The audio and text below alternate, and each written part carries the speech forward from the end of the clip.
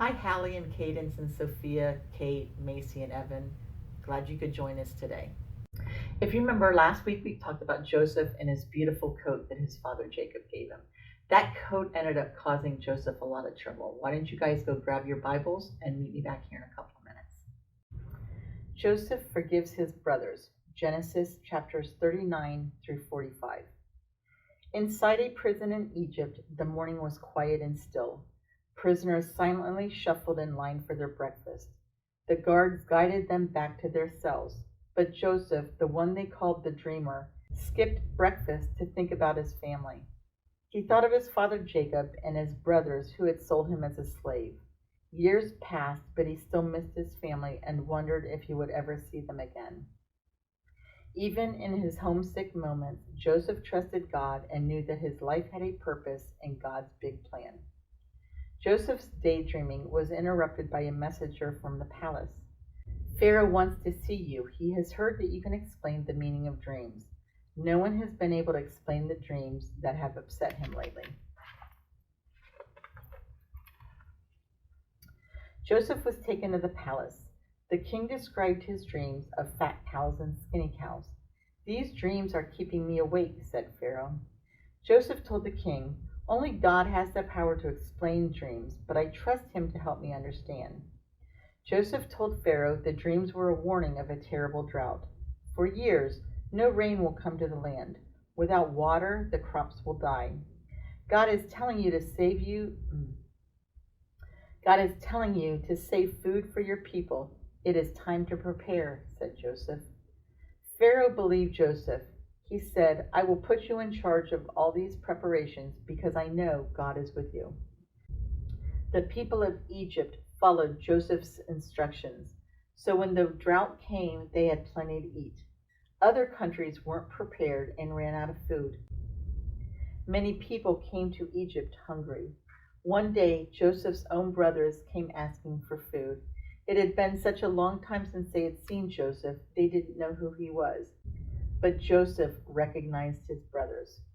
Joseph made a special dinner for his brothers and gave them food to take back to their families. The brothers didn't understand why this important man was being so kind to them. Joseph watched them and waited, trying to decide what to do. Finally, he said, "I am your brother Joseph." The brothers could hardly believe it. They were ashamed and afraid because of the way they had treated their little brother so long ago. Joseph hugged his brothers. "Don't be mad at yourselves for what you did to me," he said. "Even though you meant to do something bad, God used your actions to do something good." Joseph always knew God was with him. Now his life's journey made sense. Soon the whole family gathered in Egypt. God did this good thing. Joseph and his family praised God for bringing them back together again. God's message for this story is the power of forgiveness has restored your family. They will not just survive in this strange land, they will thrive here. Always remember that when you trust me with your life, I will do great things through you. Wow, it took a long time for Joseph to finally be reunited with his brothers, years in fact. And even after that, Joseph still was not very happy to see them. That happens in families sometimes. But what also happened in the end was forgiveness, and that's the most important thing.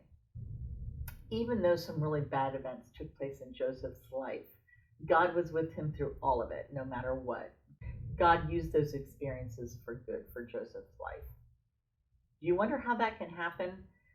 Do you ever wonder how something bad in your life can take place and something good comes out of it? Think about that this week. Everybody has bad experiences. I've had bad experiences. But even within those bad experiences, I never lose my faith in God. My eye is always on him, and I know no matter what, he's going to get me through that. He's always walking by my side. So be thinking about that all the time. God never leaves us. He's always with us. One of the things about Joseph, he had a nickname called the Dreamer. So as our activity this week, I thought we'd put together dream catchers. So in a couple of minutes, meet me over at the craft table. But first, I wanted to give a shout out to all the kids having birthdays this month.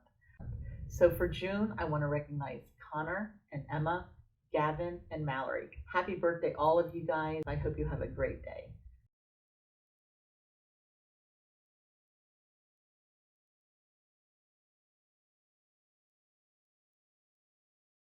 Thanks for meeting me over at the craft table. As we mentioned, Joseph had a nickname. People called him the Dreamer because of all the dreams that he was able to interpret with God's help, of course.